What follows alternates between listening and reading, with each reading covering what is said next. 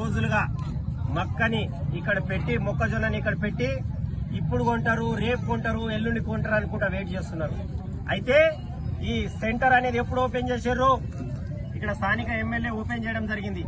అది ఓపెన్ చేసేటప్పుడే మనం చూసుకోవాల్సింది ఇక్కడ అధికారులు చూసుకోవాలి. ఏం చూసుకోవాలి? సంచులు ఉన్నాయా లేవా, గోదాం ఉందా లేదా, లారీలు ఉన్నాయా లేవా, హమాలీలు ఉన్నాయా లేవా, ముందు చూసుకోవాల్సింది.